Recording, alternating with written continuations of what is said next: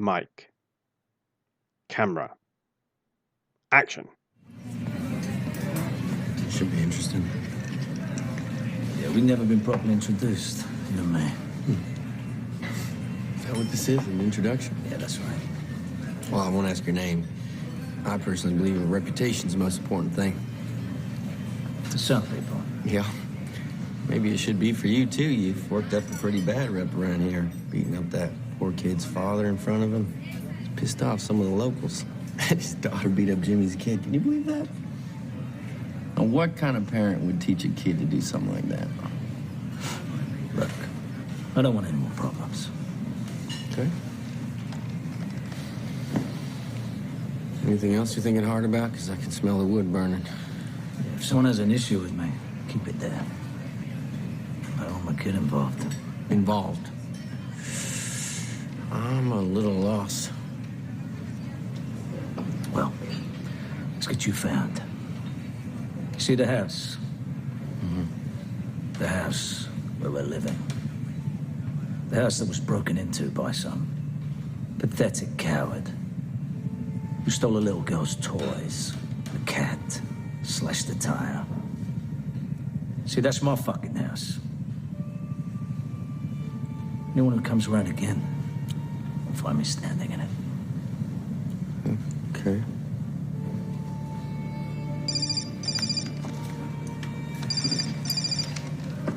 Well, I think you're reaching. I mean, it's just connecting dots that are not there. You're on notice, Bodine.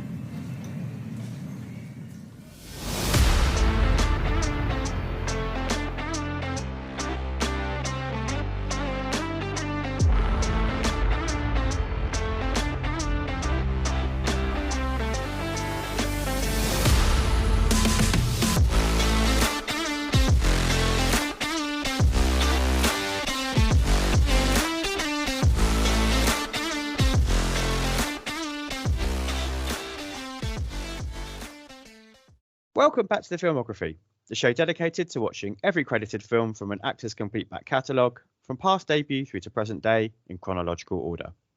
Each episode, I'm joined by an esteemed guest to watch and discuss the next entry from the focused filmography and consider how it ranks amidst their career and whether we can trace any typecasting trends or topic traits or theatrical tics. For episode 32, I'm joined once again by Gator Glyn Davies to discuss the 30-second big screen appearance of the Stath in the rejected Rambo sequel concept, Homefront. We watch, you listen, and hopefully watch along too. So Glyn, thank you very much for attending to the show to discuss the Stath's mates rates appearance in the tropey and trashy Homefront. Yeah, I'm made up to be back, to be honest. I was going to mention the Rambo thing. Who rejected it, the studios? I think Stallone himself, as he often does, doesn't he? He finds these books or these existing concepts. I remember reading years ago about there was one where he was going to be fighting like a monster or something, and that was going to be a Rambo sequel. But I think he just decided it wasn't working for him and what he wanted it, how he wanted it to fit with his Rambo vision. So he rewrote it, and then I guess on the set of The Expendables said to the Stath, "Fancy this?" He's still producer, isn't he? So. Yeah, so he's credited screenwriter, isn't he? He's credited producer. Right, yeah, I thought so. So very much still involved. And reading some of the behind the scenes stuff, it was a case of him just saying to Stath, like, I really think, this would be good for you. You'd suit your acting. It would suit your style. And I guess Stath agreed. Yeah, I do enjoy the movie. I do think it's a good movie. So not sure whether it would have suited Stallone. There's a bit too much sort of action and stuff for Stallone, I think. Yeah. Like sort of fight he couldn't have pulled off and stuff like that. At that point in his career, definitely. It's a bit hard. I imagine once you're in with Sly, it's probably a bit hard to say no as well. Once, such an icon of acting, of film, of genre, says to you, oh, this will be good for you. You're not going to turn around and go, no, thanks, mate. I'm all right. Yeah, definitely. I never thought of it that way. I mean, unless you're of an equal stature, right? If you're Arnie, maybe, as I guess he did for He's not in Expendables 3, I don't think, is he? As Willis didn't for Expendables 3. They decided they don't want to be in it anymore. They can. but Stath isn't quite, maybe eventually he'll have some sort of legacy to compare to Stallone, but not at this point of his career in 2013. No, certainly not. So when was the first time you saw the movie? Can you remember? Was it a while ago? Oh, it's a long time, probably years. I'm not sure when this movie was made, but it's definitely a few years ago that I first seen it. I've watched it maybe 3 times, possibly 4. Mm-hmm. So it is one you go back to for enjoyment, obviously.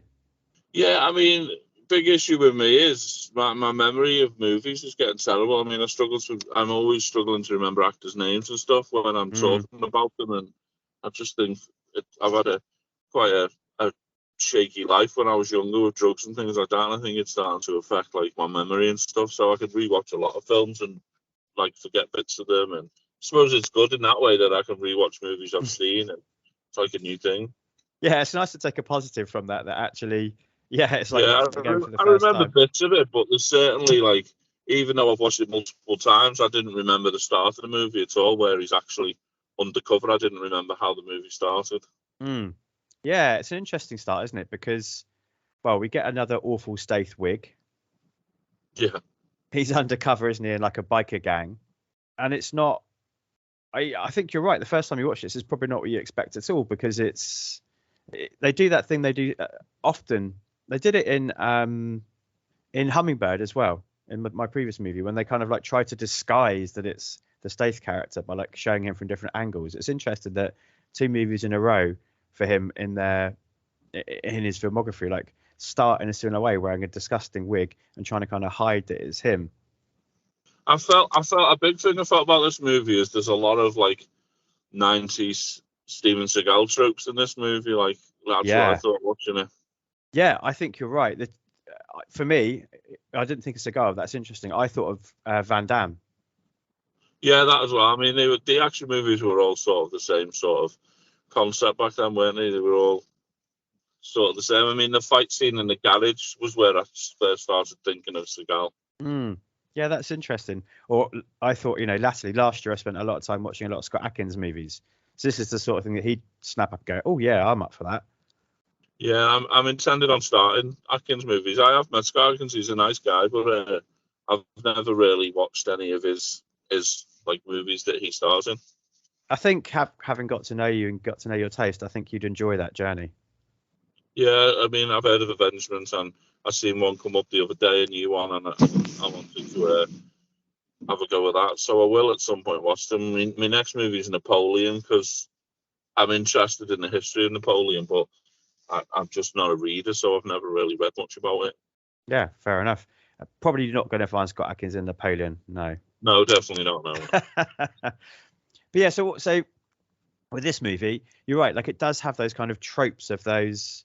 I say old, but not for us. Those older 90s movies, don't they? Like the guy off at a small town, like trying to find his new path in life. I do feel like this film it's not breaking new ground at all, is it really? I suppose if you've got a winning concept, then why change it? It obviously worked for all those movies, so why not try it now? Yeah, it's totally fair.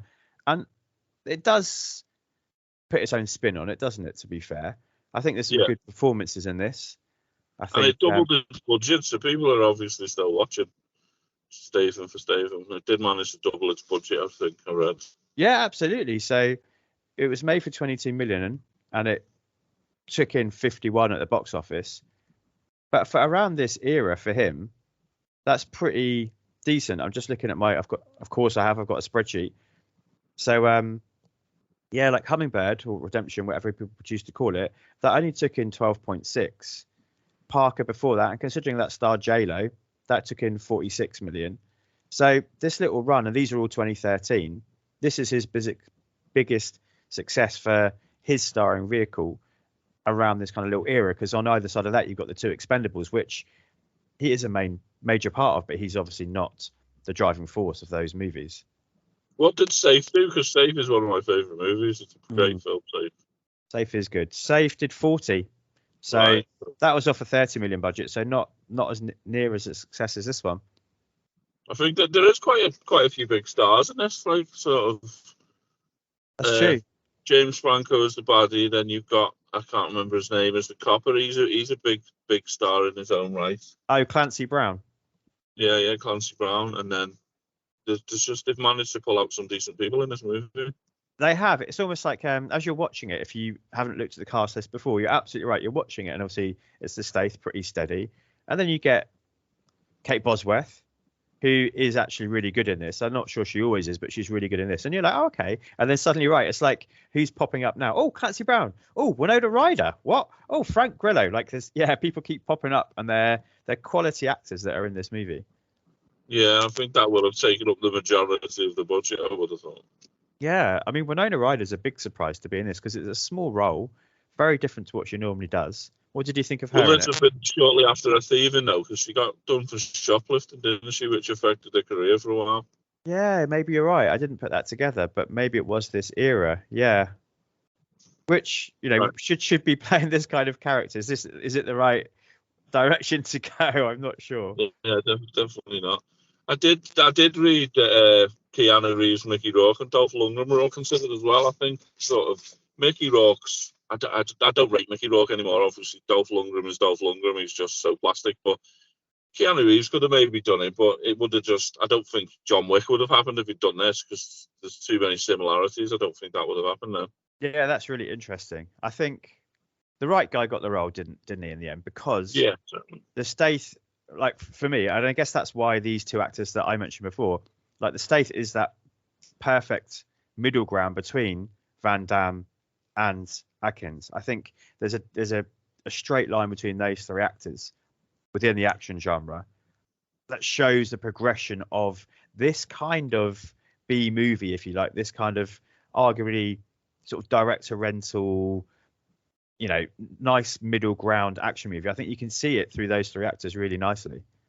Yeah. I think I didn't feel, I don't know what you thought, but I didn't feel James Franco sold the big bad guy. He's just like, he's a good actor, but you wouldn't find him intimidating. I didn't think like. No, I agree. I think he's fine, but I think there's nobody in this that ever offers any kind of threat for the Stath character, that you never feel like he's really in any danger, to be honest. Yeah, definitely. And you just think to yourself when they tried to take him on in the petrol station, and the first two got absolutely levered. I don't know why you would think to go and have a go yourself. I think you just walk away at that point and think maybe we should come back with some guns or something. Yeah, absolutely. So so let's just backtrack a little bit. So let's set some bits up. So he's in like the DEA team, isn't he? And he sets up this sting within like this biker gang. He's undercover. And in that sting, the son of the biker gang leader gets killed, doesn't he? So the Stath's character leaves, goes into kind of witness protection with his daughter. He's lost his wife himself, I think through an illness. And then he's in the small town, isn't he? And he has his daughter has a run-in with a boy at school, which is the son of the Kate Bosworth character. And that's what kicks all this into gear, doesn't it?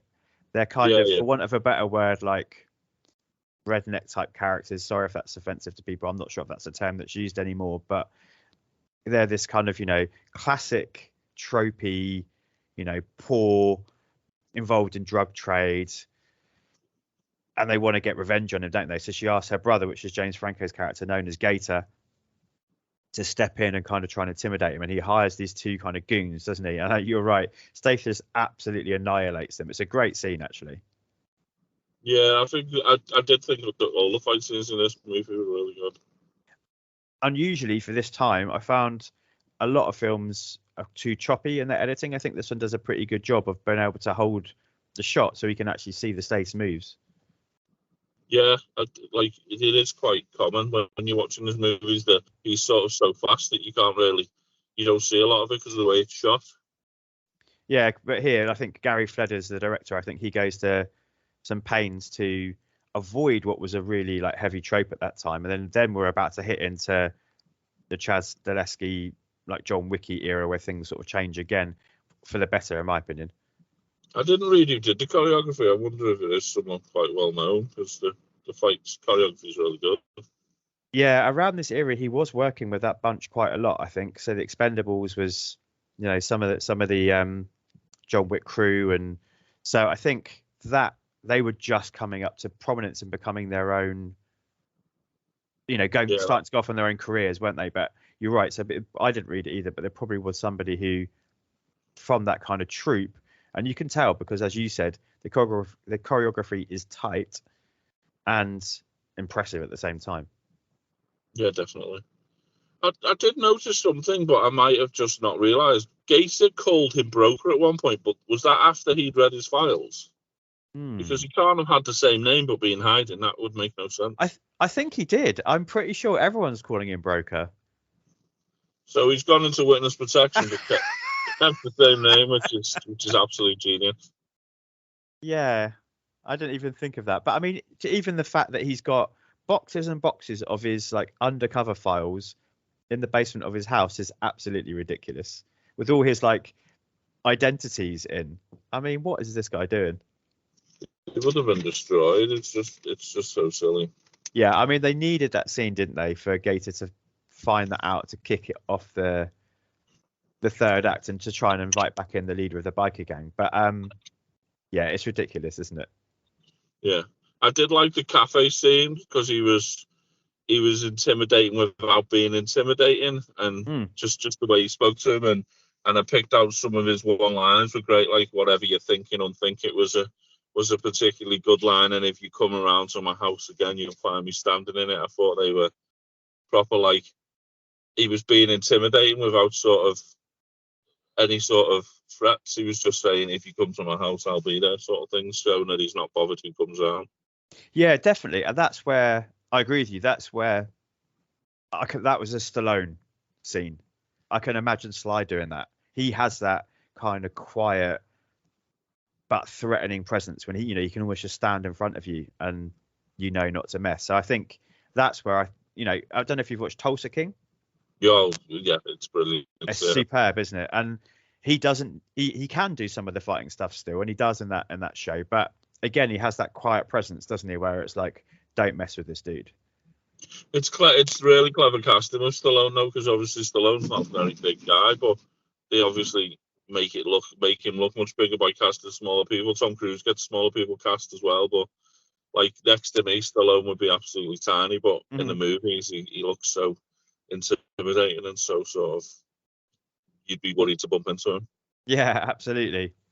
So yeah, because Broker finds out, doesn't he, that Gator has broken into his house. He's the one that's behind sending the goons around. And he's got a mate called Tito, hasn't he? He's kind of like, watch out for Gator. He's dodgy. But he does eat at this cafe, by the way, if you want to pop over. I think Tito's a hilarious character. I really like him. I thought Gator threatening his daughter was like, if you knew the sort of person Broker was, the last thing you would want to do is make any sort of threats towards his daughter. That's possibly the worst thing you could have done.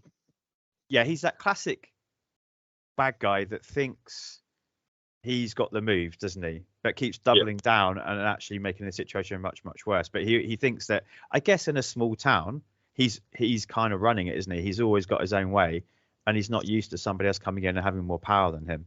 Yeah, because he's got a copper paid off, so to him, he's probably untouchable in that little environment. Yeah, absolutely. I agree. What did you think of Clancy Brown as the cop? Do you think he was good? Yeah, I think Clancy Brown is always good in any sort of, even in the tiny roles, and his voice is so distinctive as well. It's just one of those things. I mean, I don't think with who Broker was, I think law enforcement would have been informed that he was there and who he was, and I don't think Clancy Brown could have really. I don't think he could have arrested Broker anyway or done anything to Broker because he'd have been there on the understanding that the law enforcement looked after him and stuff. Mm-hmm. Yeah, you're right. Like, he's just a presence. So you see him, and you're always happy to see Clancy Brown, aren't you? I mean, it's a bit of a nothing role for him, really. He doesn't do anything, does he? He has a few conversations with Stath's Broker, with Franco's Gator, but he doesn't affect the plot in any way. No, he does well with the little, like in the new John Wick. He's got a tiny role, but he just does such a good job in these tiny roles. I think that's why he takes them and why people hire him for them. Yeah, absolutely. I agree. It really did make me think at times of Sons of Anarchy. Yeah. Because you have the kind of you have the sheriff and that who's got that understanding with the biker gang, and of course Sons of Anarchy was on air at the time. Did you watch that as well? Oh, I absolutely love that. I mean, I can't believe the things that Taylor Sheridan's gone on to do after doing that. I absolutely love everything Taylor Sheridan has done. I've watched everything. He's probably one of my favourite creators at the moment. Yeah, I'm with you. I haven't watched Yellowstone. I've just started that, but I've only watched one episode. I just have so little time to do anything. I have started it, and it looks like something I'll definitely be interested in. But yeah, me too. I almost kind of want to wait for it to finish now. Sorry. Yeah, the one with Jeremy Renner is one of my favourites. I can't remember what it's called now, but obviously, yeah, that's really, really good. But Mayor of Kingstown, isn't it? Kingstown, that's it. Yeah. But I mean, they have said there's going to be a new series now. He's recovering. Obviously, his accident ruined it for a bit. So. Yeah, it's interesting. Yeah, you're right. I agree with you. Taylor Sheridan. Yeah, I haven't watched. Is it the Operation Lioness? I haven't watched that one or whatever that's called. Oh, I did that in a day. I watched the whole thing in a day. Okay. And yeah, Yellowstone. But the one thing, I've watched the Hell on High Water, and I don't remember enjoying it, but I'm going to go back to it now that I've got more into him. I think I'm going to go back to it. Yeah, it's a fantastic movie. I think that's amazing. But yeah, it's interesting that you can see Sons of Anarchy in the DNA of this, but I think there's other things as well. Like, I don't know if you watched Justified. I did try it a while ago, but I've not watched many of them. So I think that's in the DNA of this as well. And Breaking Bad, of course. Oh, Breaking Bad's one of my favourite TV shows of all time. And they were all on TV at the time Homefront comes out. And it's almost like they've gone, okay, biker gangs and Sons of Anarchy, they're popular. Oh, yeah, like talent, like almost like unbeatable gunslinger character going to a small town where he has to go up against kind of the local like criminal element. Oh, Justified, yeah, we'll put that in there. And Crystal Meth. Yeah, absolutely. I'm sure I'm being cynical because I know this is based on a book, but it kind of feels that way of like, because they were all on air and they were all doing really well. It kind of feels like they've gone cherry pick those bits and put them all into one script. Yeah, for a low budget movie, they're definitely going to have taken things from all the most popular things at the time to try and to boost the ratings and to make more money. Yeah. And it's a weird one because it's another time when, much like Blitz, they've adapted a book from a series, but not the first one. So Blitz, they adapted the fourth book. So, that character has already existed in 3 different stories, which is a bit strange. And this one, it's the 7th book about Broker, which I guess kind of makes sense because it's the one when he like retires to go off to be somewhere else. I guess the other 6 books, I've not read them, are about him and his stuff working within the DEA agency. But yeah, it's interesting that he's had a couple of these potential franchise characters that have chosen to start quite a way down the line of the books. Yeah, it is crazy that all these books exist and execs aren't seeing it as a massive opportunity for a franchise instead of remaking some of the crap that they do remake and like investing into something that could possibly. I mean, anything with Statham in, he's got enough fans to probably watch all of those movies, even if they're not the greatest movies. Statham fans will still watch them and enjoy them, and they'll watch them all. Yeah, I agree with you. I absolutely agree with you. I mean, he's had the Transporter, hasn't he? Which is his franchise. He's in the Expendables, which is a major part, but isn't really his franchise. He had a couple of Cranks, and now he's got the Meg. Oh, okay. He's in Fast and Furious, of course. But I mean, so his starring vehicles really, Transporter and Meg are the only ones that really have taken off. Do you think? Mechanic, you got 2 of those as well, but again, were the Mechanic books? No, they were just a remake. The first one wasn't it? It was a remake. Yeah. I don't know. It feels like a couple of times he's tried to get a franchise character going, and it's never. Parker didn't take off. Perhaps Blitz, he was hoping, but that didn't take off. And maybe now here for Homefront with Broker as well. I don't know. There's these moments, I agree with you, where like he could have kept going with that character and we could have got more from it. In the case of all these films that are books, I mean, if Blitz, I absolutely love Blitz. I know you didn't enjoy it as much as I do, but a TV show would have made more sense for something like that because it could have been a cop-based TV show. But so far, he's not done anything to do with TV. Maybe he's just not into it. Yeah, I guess maybe he doesn't want that commitment for the longer run, does he? Yeah. It's interesting how many have transitioned from film to TV. He does seem to have resisted that so far. Yeah, it's going. TV's gone massive, hasn't it? It seems to be all the big Hollywood stars are going into TV at the moment. Yeah, And we've got The Gentleman coming out soon, haven't we? The Guy Ritchie version of his like. It's different. It's different characters. I watched the trailer yesterday, So and it does look really good. But yeah. I agree. I thought it looked pretty decent, but that was a chance for the Stath to perhaps appear in something again as well, wasn't it? But I was also expecting it to be using the characters from the movie. I thought the TV show might have been a prequel. I mean, it is a prequel, but I don't think any of the characters from the movie are in it, because I was looking through the cast yesterday to see if any of them are playing like versions of the movie characters, but it doesn't look like they are. The Gentleman was the one with Hugh Grant, wasn't it? And yeah, it was. Yeah. Charlie Hunnam, wasn't it? Charlie Hunnam from Sons of Anarchy. Yeah, Colin Farrell was the weird scally in the trackie in his 50s. Yeah. I remember. Yeah. Okay, that was pretty decent actually. That one. I love that, and I love the Rapper Man. His last couple of movies have been amazing. If we just take away Fast and Furious 10 or whatever. Sure, we'll get there. Don't worry, we'll get there. I haven't actually seen that yet, so I can't comment directly. You're not missing anything, I promise you. I love the Fast and Furious films, but they're getting so obscurely stupid now. I just don't get how they're gonna get any. The next one's got to be better, bigger than the last one, and I don't see how it's possible. I did read yesterday that they were going to think about. I mean, obviously, no spoilers, please, and because I will watch it. I didn't bother actually because I heard from a few people it's not that great, and also Stath's not in it that much really. So I thought, well, I'll wait so I can get it on something I'm already paying for it streaming. But I did read yesterday that Fast 11 they're thinking about almost bringing it back down a notch, back down to kind of where it came from, more back to the original Fast and Furious again. Yeah, but I also read that they're toying with putting time travel in it. Well, that's the same as stealing DVD players, isn't it? It's fucking insane. How can it be it's supposed to be like Avengers? Fair enough. There's all these mystical things that exist that can make time travel possible. But how in a movie that's primarily set in a normal world are they going to be able to time travel? Okay, so we're going to get a Fast and Furious Endgame, are we? Where they go back and they interact with the original movie. It's probably just a way of having Paul Walker back in the film or something. I just don't know why they would even attempt it. Yeah, it's an interesting one. I'm not sure. I guess watch the space and we'll find out, won't we? But then again, there's that many YouTubers that just put stuff up to get clicks. It's probably just completely made up anyway. Yeah, that's true. That is true. They just want to get the people on, don't they? And actually, all of it will turn up not to have been based on any fact whatsoever. Yeah. Yeah, I hear you.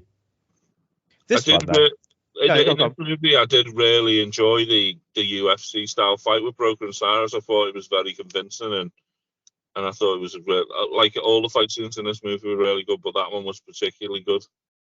Yeah, I think it's probably the only time when there was a decent matchup for the Stath in this, wasn't it? Yeah, because Gator didn't have a chance. No, from day one, sort of thing. Because even when he's in the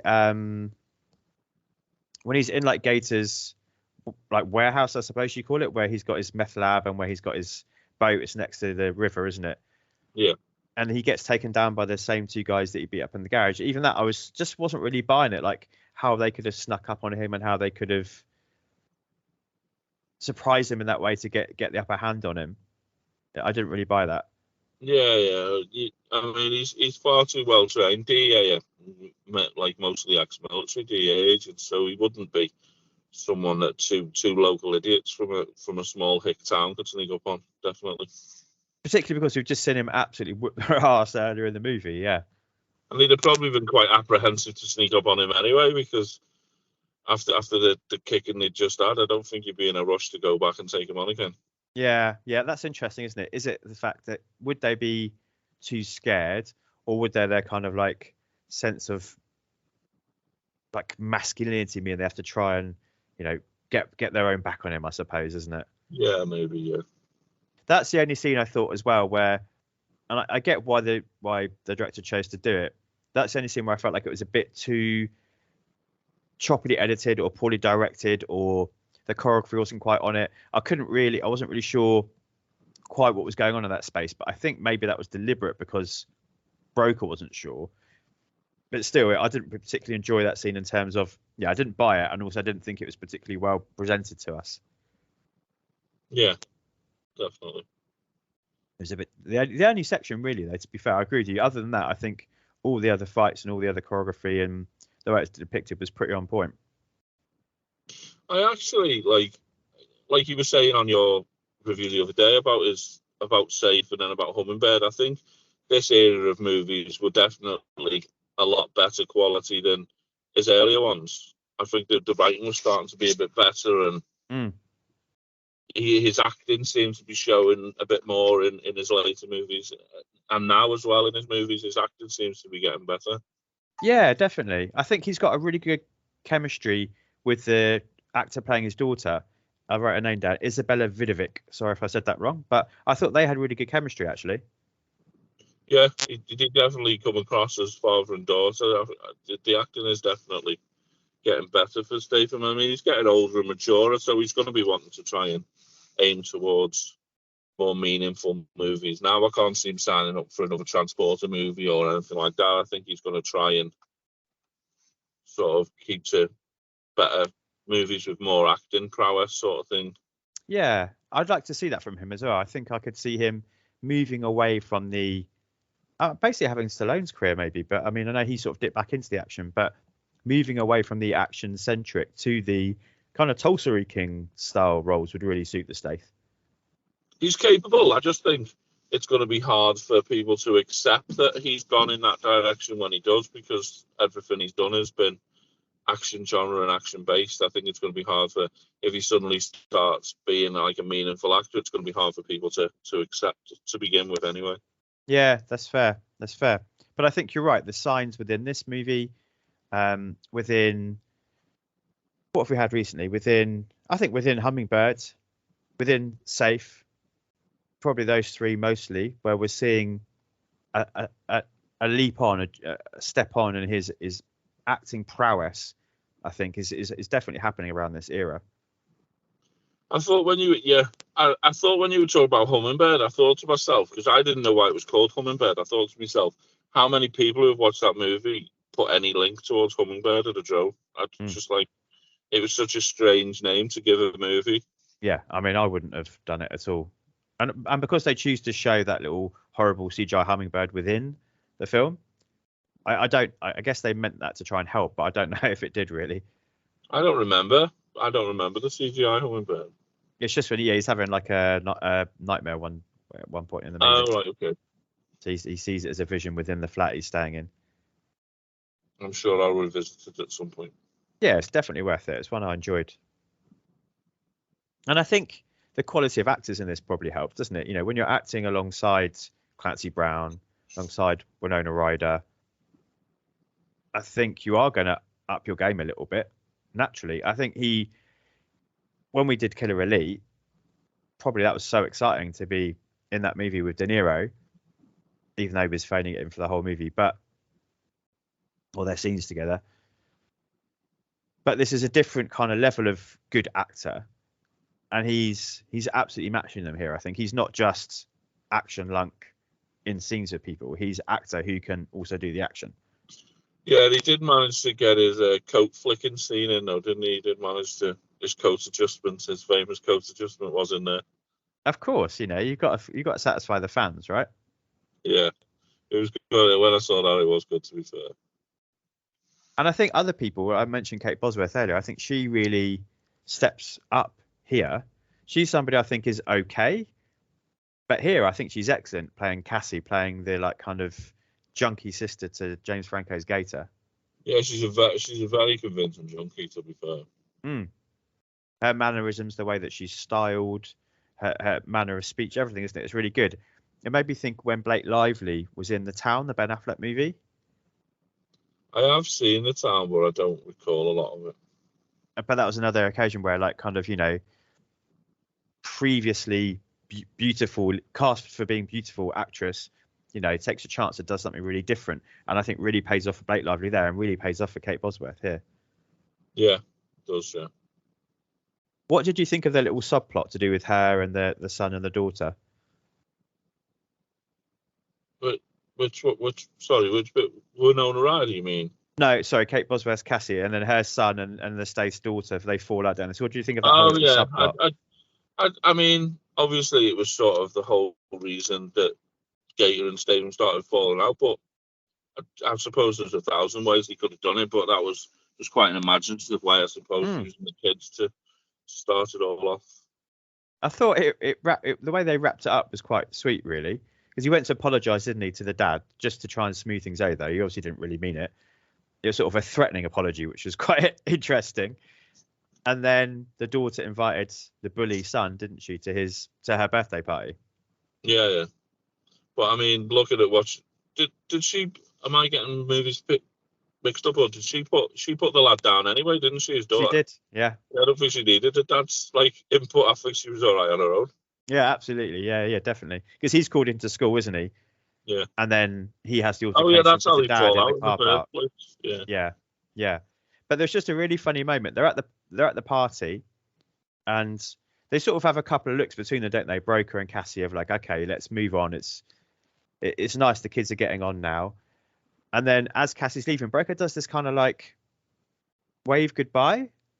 But it's such a funny little moment. You might not have picked up on it, and maybe it's just me, but it just felt so sarcastic, just like, bye. I don't know. There was something about it that it was a nice moment with the look, and then he does this wave, and I felt like it totally ruined it. Yeah, I think I do remember that. Yeah, I do know what you're talking about. But yeah, it's interesting because I think that could have gone down that route of they could have doubled down on the bully boy, couldn't they? And I think we can start looking, but they went to great pains to show like he's acting that way because of his troubled home life as well. Yeah, to sort of accentuate that how bad his home life is. Yeah, it's sort of layered in. There are some subtext, there is some layers going on in this movie. I think that's where, I mean, that is a big cause of bullying anyway. A lot of bullies are I've got a bad home life or mistreated by the parents, and that's why they become bullies, because they feel so bad at home. I mean, from someone who was bullied at school, I definitely know that was true with the people who were bullying me, sort of thing. Yeah, they're just sort of, you're right, either acting out based on what's happening, or they're reenacting treatment that they're getting themselves at home, or they're outside. Yeah, absolutely. Yeah, I think you can, not all the time, of course, but I think there is that a definite argument to be said there, and this film is trying to posit that, isn't it? I mean, you're a teacher, so you'll definitely have seen the sort of people bullies are, and you'll know what their home life is like as well, I suppose. So yeah, absolutely. It doesn't take long once you meet some parents to be able to track and trace why some of the behaviours come out at school. Yeah, definitely. Yeah. For sure. You mentioned Winona Ryder. What did you think of her role and her subplot? I think she's always, apart from Mr. Deeds, where I think she was a complete waste of an actress because it was just a comedy. I think she always excels. She always plays the role that she's given very well. Yeah, I was glad to see her, and I liked her performance. I guess it's another problem I have with this movie where it's a little bit too convenient. The whole Gator breaking in, fine, makes sense, but finding a box with all the files in that has all his secret identities, that's bullshit. But then also her being Gator's girlfriend, she's off in a different town, isn't she? And them both knowing the leader of the biker gang just felt a bit too convenient as well. America's far too big a place for that to have been a possibility. Like, yeah, it was a bit weird, wasn't it? And it's one of those script issues where like they have to find a way to make a connection to get that final third act going. But we're all watching it thinking this just doesn't fly, just doesn't work.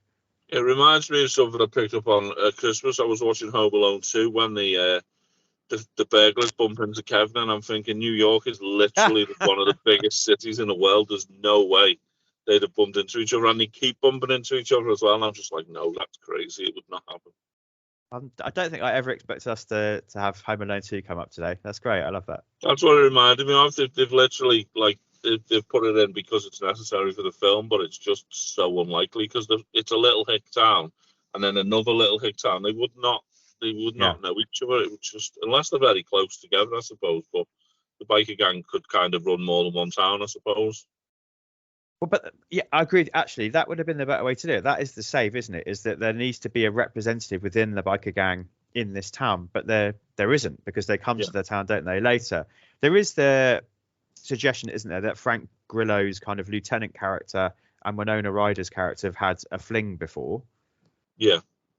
But again, that's just to try and mat it all together, isn't it? Yeah, it still feels slightly too convenient, doesn't it, really? Yeah. I did like the scene with the leader of the biker gang when he goes into prison to see him. I thought like that could have been a potential sequel if the movie made enough money. I think that's what they put that in for. Yeah, it's almost like a post-credit scene, isn't it? I mean, it is before the credits, but nowadays they probably would have put it at the end, like a post-credit scene, isn't it? Where it's like, yeah, he says something like, "I'll be out here waiting for you," or something, doesn't he? Yeah. Yeah, something along those lines. Yeah, I think it was unnecessary unless they were planning a sequel. I think that's probably why they put it in there. Yeah, I'm sure. Yeah, I agree with you, and it had that sense of like potential. It felt like there was potential there because the scene when they storm his house was pretty exciting. Was another well directed, well choreographed action scene. I did have written here that the shoot up was top tier. Like it was a really good, really good scene. With some decent invention because he asked the daughter to go into their house, doesn't he? And one of the biker gang follow her down there.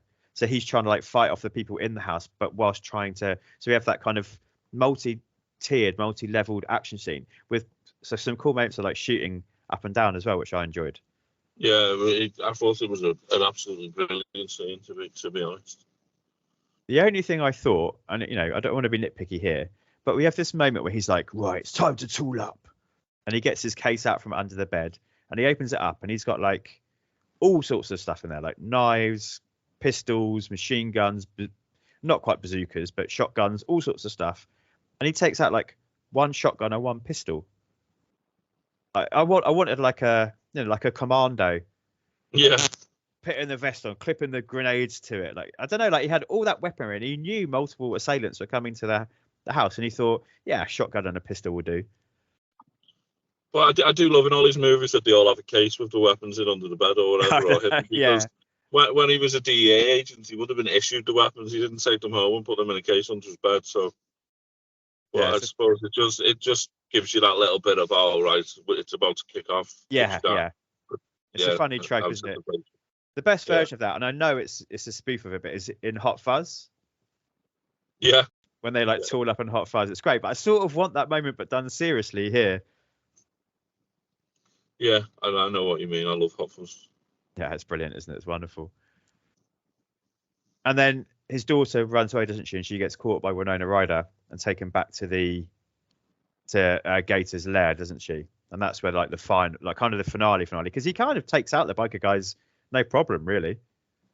Yeah, it must be when he tells Danny that his entire gang is dead. I think that might hit home a bit with him, and Danny might think twice about even bothering when he comes out. If he can kill his entire gang, I don't think it's really worth going after him, is it? Yeah, absolutely. I mean, but Winona Ryder sort of goes full psycho, doesn't she? And kidnaps his daughter and everything. Yeah, she does, because she's been almost a kind of a reluctant part of it up until this point, hasn't she? Yeah. And I wonder if she has a kind of a similar arc, I suppose, to Gator, in that this was the point to get out. She could have taken the daughter and actually taken her to the police, but she sort of almost like, now I'm this far in, I've got to double down, I've got to see it through. Yeah, and she's obviously picked the stupider of the two options. So if she'd have took the police, it would have all been over. Yeah, because Cassie doesn't, because Cassie turns up, doesn't she? Sees that the daughter's been kidnapped, and she tries to save her, doesn't she? And gets a bullet for her efforts. Yeah. Now that was an interesting element to have Gator and his sister, who he's been looking out for, sort of. He's been supplying her with drugs, but he says he's going to stop giving her drugs. I don't know. They have a weird, interesting dynamic, but for him that's like full heel for him now, isn't it? Like now he's shot his sister. Yeah. I also thought that the relationship between Cassie and Gator was she was sort of a bit flirtatious at times to try and get drugs, but it was a brother, and I'm thinking, I know this is like set in a hick town, but we don't need to touch on the brother and sister thing as well. No, I agree with you. I think it was particularly the first scene, wasn't it? Yeah. She's sort of like sidling up to him, and yeah, it was a bit weird. I'm glad they didn't go down that route. Yeah, definitely. That would have just been so stereotypical of the town that they're sort of making it out to be. Yeah. I think that's it. Let's leave that there, don't we? And then Gator drives off, doesn't he? And we have a bit of a car chase that ends on a bridge. Yeah. And at this point, the sheriff sort of decided he's going to take Broker's side, hasn't he? He's going to break his pact with Gator. Yeah, because he knows it's probably going to end up on the news, so he's got to sort of take the right journey, the right path, hasn't he? Because he knows if he sides with Gator and it's caught on TV or press, then it's going to come out that he's been on the payroll, sort of thing. Yeah, that's true. So he takes the safer option, I suppose, the wiser option, whereas we've seen these other characters making the poor choices, haven't we? Yeah, there are quite a lot of movies that end with scenes on bridges, though, I think. That is interesting. Quite popular. It is, isn't it? This one is one of they try to raise the bridge, if I'm remembering correctly. Yeah. And that's how the Stath ends up crashing, doesn't he? And it almost looks like Gator's going to get him at that point, but his daughter distracts him. Yeah, giving Broker the chance to get out of the car, doesn't it? They have to give you a bit of anxiety, I think. Everybody knows that Statham's not going to die, but they just have to add that little bit of anxiety. Yeah, definitely. And he absolutely, I mean, the fight between Broker and Gator isn't really a fight, is it? It's just a smackdown. Well, then again, I suppose that's what we would have expected if Gator had suddenly come out and give him a run for his money. That would have been sort of too unbelievable, really. It's interesting, isn't it? Because it's the thing that sometimes happens in movies where like these characters suddenly are ninjas, are martial artists, so that you didn't expect it, but they choose to avoid that here, don't they? Yeah, I think the same with Gator and those like low level dealers where he goes in with the bat and hits them with it, sort of wants you to realise that he's only sort of tough with intimidation and weapons. He's not really going to be able to hold his own in a proper fight, sort of thing. Yeah, physically. Got more of the psychopathic element, hasn't he? He's not. Yeah. Fighter. Yeah. Yeah, that's true. I think that was something that like Van Damme movies used to fall foul of a little bit. Would be suddenly out of nowhere, this person is like a mad martial artist. I think Atkins has mostly managed to avoid that. I think it tends to be he's got to take on multiple assailants at the same time. So that's what adds the challenge. Yeah. Because he's another guy who I can't wait to hear your thoughts if you start down that journey where like he's just so talented and so skilled that you kind of just don't think anybody's ever really going to get close to him.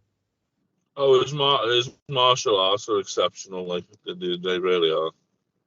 Yeah, there's so many good movies. From a very young child to be at that sort of level. Yeah. I don't know if the one you're talking about you saw advertised was One More Shot, which was the sequel to One Shot. Those two are top tier Atkins movies. They're really good. I will definitely start the journey. It's just trying to remember the names of the films sometimes. But I suppose if I can always just put Scott Atkins into IMDb and see what comes up. Absolutely, yeah. I did it for because I'd seen a couple of his movies and I just wanted to investigate it more, and then I got so caught up in it. It was like, oh, and another one, and another one, and another one. But I don't regret it because I had a great time. But sort of think, oh, should I have saved him for a Back to the Filmography season? Really? I was just about to say that. Is his filmography growing too quickly now for you to tackle him on another season? He's got a lot. He's probably got more movies than Stath, I would have said. Yeah. Right, okay. I've never looked into his actual IMDb, so. Yeah, he's got to be over 50 now already, and I think because he sometimes takes these smaller roles, he's obviously in John Wick 4 in a smaller role, but in a brilliant role. But even when he's the main star of these movies, they're always done on quite a smaller budget and a quick turnaround. So he can churn out 3 or 4 movies every year. It's going to be very hard for you to find someone that's sort of not got too many movies to keep you going until you're in your 80s sort of thing, because everyone, once they become famous and someone likes them, they all open their own production companies, and it's just like movie after movie after movie. Yeah, it's true. I've got an extensive list, as you can imagine, of people I'm thinking I might want to cover, but unless I can turn the show into a weekly show, I'm sort of dedicating 4 years of my life to covering this one actor. Yeah, it's crazy, isn't it? It's a brilliant concept, but with how many movies people churn out, it's going to be very difficult. It's tough, isn't it? Yeah. And sometimes finding the movies is pretty difficult, depending on the actor as well. Because now we're just that era now where unless you're subscribed to every different service, sometimes it's difficult to find the film. Or have a Fire Stick like mine. It's got Sure, everything on of it. course. Yeah. Well, then thankfully- again, the older movies you would never find. They're like a lot of the older B movies you would never find. You'd have to sort of maybe go to CEX where they have some of the most obscure movies in the world in there. So yeah, I'd say I'd spent plenty of money in CX buying DVDs, but then as they're only like £1 or £2 for each one, it doesn't really matter. But yeah, my DVD collection has grown more in the last year thanks to the Stath than it had done probably in the 5 years previous, because I just stopped buying them because everything was available for streaming. But because so many of his were on services I didn't have, or where you can go pick up the DVD for £1, that is what I ended up doing a lot of the time. Well, I'm a big steelbook collector, which we've touched on before, and I've been trying to get Jason Statham's movies, but a lot of them don't exist on steelbook, first of all. But then others have only been brought out in certain countries, so they're then like super expensive to buy because there was only a limited run of them. So I found that it's going to cost me quite a lot of money to buy his movies because they were sort of limited runs. Or, I mean, I could get someone to make the steelbooks. I know people who make them, but then you still talking £30 each anyway. So right, Jason Statham's movies aren't sort of that bigger that they should be that price. Yeah, no, I agree with you. Yeah. But luckily for anybody that wants to watch along with Homefront, it was added to Prime last week. Ah, right, okay. Because this is one that I bought on DVD because I couldn't find it anywhere. And then, of course, ironically, I think the day after I watched it to prepare for us to talk about it, it got uploaded to Prime. So you're working the opposite way around to the VHS podcast, because every time they review something, it gets removed off the streaming service. That's true. Yeah. Maybe we're like the yin and yang of podcasting. They get it taken off and I get it added. Absolutely. I did note in this movie that the getaway car at the start was a Chris Phelps special. He would have loved the getaway car. It was some sort of American muscle car. Yeah. This is the sort of movie that would, obviously it's too late. It's 2013, but this is the sort of movie that would suit their style, isn't it? Yeah, because it's very much a 80s/90s movie, but made in modern day. Yeah, it's a tight 90 minutes. It's not wasteful with its time. It gets in and out, doesn't it? Yeah. The last thing I had, because my notes have run out now, is the guy who plays Danny is actually the leader of the Hells Angels, a faction of the Hells Angels in real life. Yeah, I think I saw that too. That's an interesting, isn't it? When they films off, maybe that's a Stallone thing, because he likes to get boxers in, doesn't he, to be in the Rockies and the Creeds. Well, the film industry seems to be using gangsters more and more, because there's a Latino guy that's in so many films now. I don't know his name now, but he's in like Training Day and stuff like that. But he was a former leader of a Latino gang, and they got him in for a movie, and then realised he wasn't that bad an actor, and then they just started casting him as gang leaders in everything. He's in loads of films. Like, I wonder if they come in as like a consultant, and then like you say, they're given a role, and then they're good, so it spirals from there. But I wonder if they're brought in initially as somebody to consult on giving a realistic depiction of what life was really like. Yeah, it would definitely make the realism more. The guy I'm on about, I might be able to explain, but have you seen Liar Liar? Not Liar Liar, Bruce Almighty. Yeah, not for a long time. When he makes something crawl out of the gangster's backside. Do you remember that bit? No, I don't. That's the guy. He's just like a gang leader and everything now.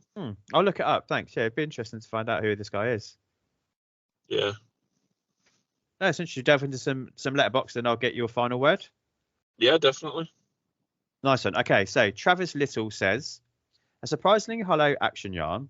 Homefront sports an eye-catching pedigree. Okay, so the actors, but little ability to engage aside from the names behind it. The work boasts solid action moments, thick tension, and an ironically gauzy aesthetic, but those strengths are battered back by the story's logic craters and underdeveloped subplots. It all leaves something watchable but empty, whose pulpy, explosive side overwhelms the family-tied themes at its heart. I mean, that is a much more educated way of summing up the movie, the way I've summed it up, because he's saying there's really good actors in there, but he's just wording it a lot better than I am. And then he's saying about the plot holes that you've mentioned. So, I mean, I think he pretty much agrees with us, but he's not a big enough Statham fan to just ignore it and enjoy the movie, is what I get from that review. I think you're absolutely spot on. I think it's, we all can notice the flaws and we can all pick it apart, but whether you go with it and enjoy it or not, which I think we definitely have, he's decided to go the other way, hasn't he? Yeah, I think you're spot on. Until I started guessing on here, I obviously just left my critical mind at home. When I sit down and watch a Statham movie, I know that there's going to be things that don't make sense. I know there's going to be plot holes, but I don't care. Yeah. That's the problem. Yeah, and we've spoken about VHS already. The sort of movies they review and the movies that we can watch and enjoy. You're not there for sophisticated plot developments. You're there for like a good time, aren't you? And so you do. You just ignore it and you let it go. You can't watch Commando from a critical point of view for the first time and expect it to hold up and be amazing and everything to make sense, because that's just not what it was made for. It was made for an 80s throwaway action film that everyone who watched it in the 80s still loves. Absolutely. Yeah, 100%. Okay, Jay Bird says, written by Sylvester Stallone. Statham's in front of his home. There he will stand, very on brand, against Franco, who's bad to the bone. Nice little poem there for us. Yeah, I don't think he can be bothered reviewing it over sounds of it.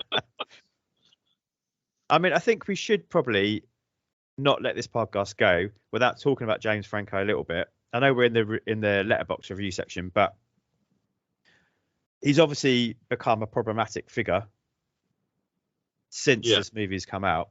So I think we should probably just acknowledge that and acknowledge what he did was absolutely unacceptable. I don't know how much of it you know or you've read about.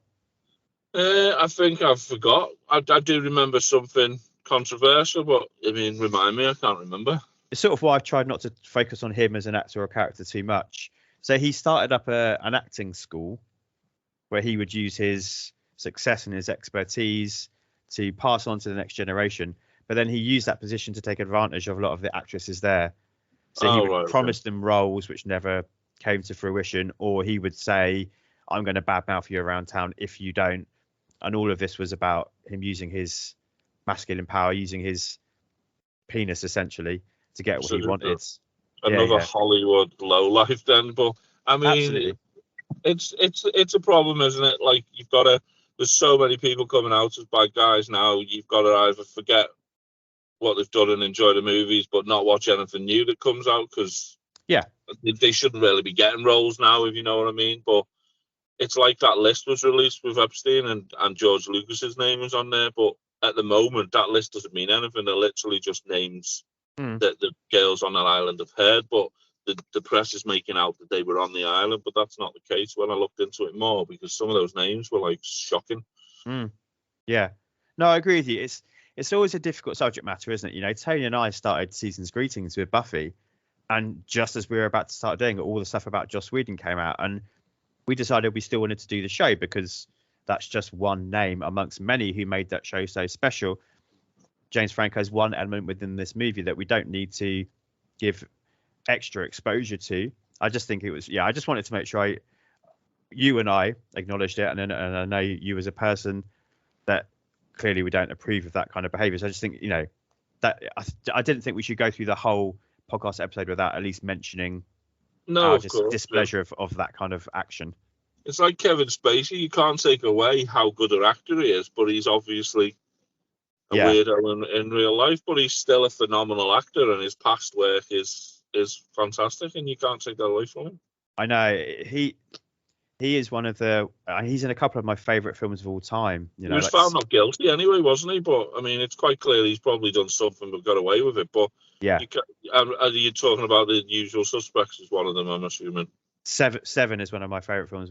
Seven's very good as well. Yeah. I Usual Suspects, of course, is excellent. LA Confidential. He's in some truly wonderful movies with truly wonderful performances. You're right, but he is not a good dude. No, not at all. There's a lot of them that have obviously, unfortunately, they've had minds that have realised what the power can do for them, and used it in completely the wrong way to their advantage, and it's unfortunate, really. Yeah, absolutely. Yeah, thanks for indulging me. Another one. Say again. Jonathan Major's been another one that has thrown his life down the toilet, and he's only just started, so he's ruined his life, really. Yeah, absolutely. But as you said, I think he's done. I can't see him unless he funds it himself. I can't see him getting any roles, and even if he does, there's not going to be queues of people wanting to watch them. No, you're right. So thank you for talking about that. Thank you for indulging me with that. Okay, Lou Shoemaker. I've got to talk about him. I was just about to say, where's Lou Shoemaker? There's not as much ass kicking in this as other Jason Statham films, but the movie makes up for it with a solid supporting cast. Normally, any screen time in a Jason Statham movie that's not spent on Jason Statham is a waste of time. But James Franco's a small-time meth dealer who regrets trying to get in the big time, and Kate Bosworth as his hot-tempered sister are a hoot, not to mention Winona Ryder, Omar Benson-Miller, Frank Grillo, and Clancy Brown. Homefront was originally written by Stallone to star himself, and honestly, it would probably have made more sense with him as the lead. The story is much more suited to Stallone's brand of soft-spoken tough guy who gets pushed too far than Statham's acrobatic ass-kicking, but I'm glad it went to him. Stallone is too somber these days, whereas Statham is really just here to make a fun movie. Does it make sense that an Englishman is living in Louisiana? It does not, but it sure is fun when he explodes into a tornado of fists and kicks. Yeah, not a bad review. Makes sense. One he's more positive about than he has been about a few I've read recently. I couldn't even remember what accent Statham chose, to be honest. I couldn't remember whether he was English, American, or what in this movie. Because when he's in the DEA undercover, he's American, and then when he's broker in Louisiana, he's just normal Stath. So he's got to be putting one of them on, because an Englishman wouldn't be in the DEA, so he must be American, but now he's gone into hiding. He's put on an English accent. Or interesting. I didn't even think of it that way. Yeah, maybe that is the point. Yeah. Okay, Brian Lomax, final one.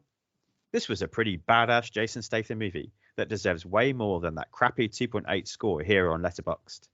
It had some decent character work from a fairly tight script by Stallone. Is it particularly original? No, but it's executed in slick fashion, and I found myself caring more than I usually do during these kind of films. One of Statham's better performances too. Yeah, we touched on that, didn't we?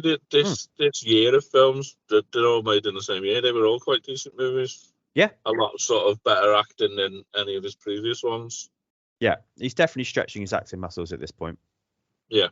Yeah, 100%.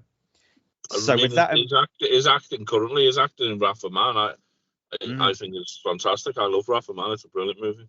I agree with you. I mean, obviously, at the end of this, I'm going to do some sort of arbitrary Statham favourites list, and in my head, that's definitely going to be right up there. Yeah. Yeah, it's going to be one of my favourites. Wrath of Man, definitely. I love it.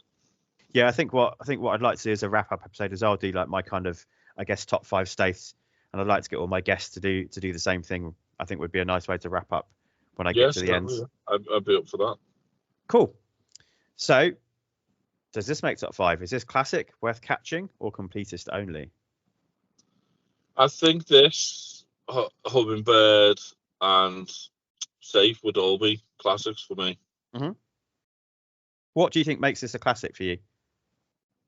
Just because he's upped his game. You've still got all the action that you love from the Statham, and you've still got all your normal tropes, his great fight scenes and everything else. But the fact that he's starting to act and put more into his characters definitely excels it and puts it further up the list.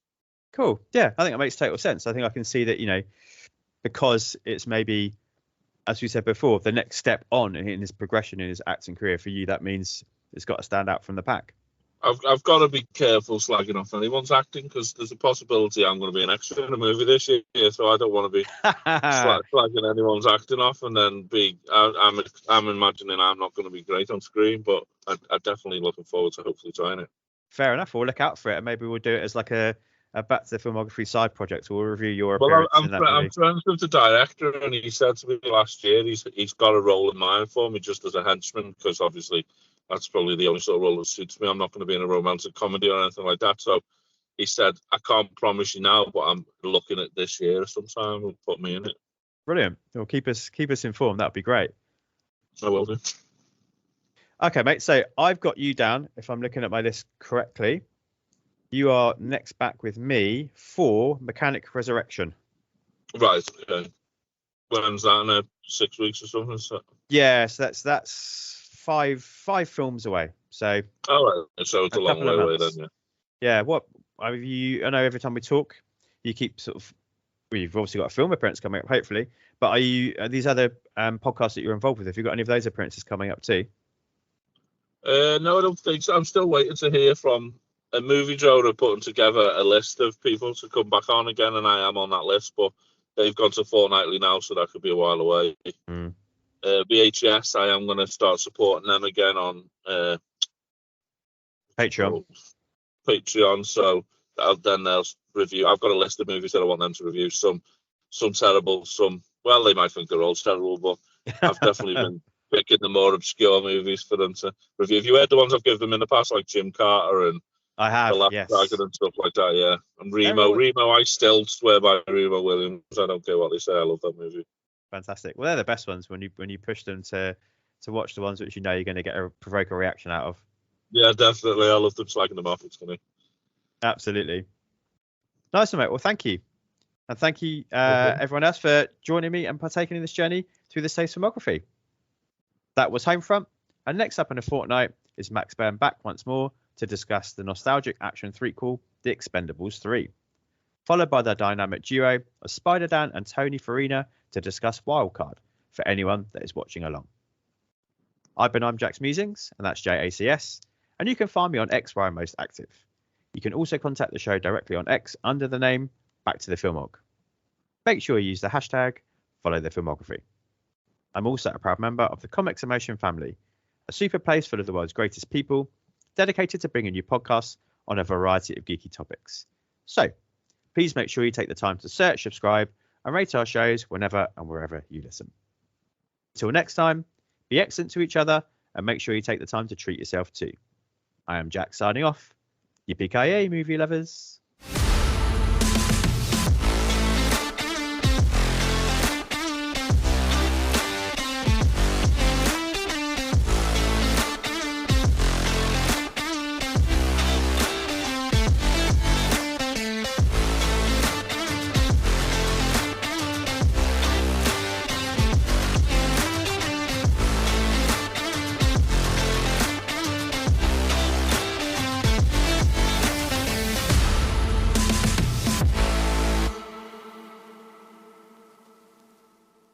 Cut.